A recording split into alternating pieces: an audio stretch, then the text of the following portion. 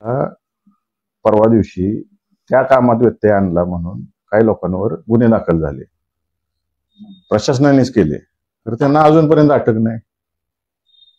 आणि ते लोक टीव्ही मीडिया चॅनल समोर येत आहेत आणि मुलाखती देत आहेत ज्यांच्यावर गुन्हा दाखल आहे, शासकीय कामात व्यत्यय आणला म्हणून प्रमुख आरोपी आहेत. आणि ते टीव्ही मीडिया चॅनलला मुलाखती देत आहेत. आणि दुर्दैव असं आहे की मीडिया सुद्धा ते एखाद्या गुन्हेगाराचं, शासकीय कामात अडथळा आणलेल्या गुन्हेगाराची मुलाखत घेऊन टीव्हीवर दाखवत आहेत. आणि ह्याच्यापेक्षा मला राजकारणावर बोलायचंच नाही. आणि मी माझ्यावर जे प्रश्न उपस्थित करतील, मी माझं वैयक्तिक भांडण मी उतरलेलं नाही.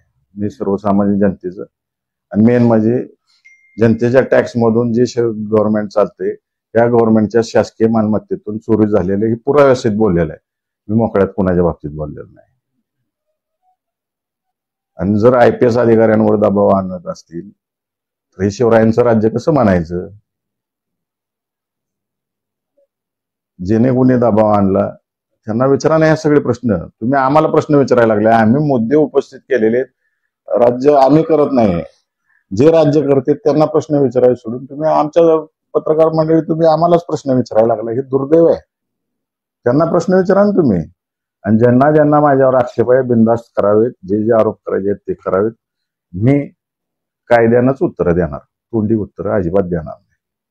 त्यांना आरोप केलेत ना, त्यांना कोर्टामार्फत सगळी उत्तरं दिली जातील.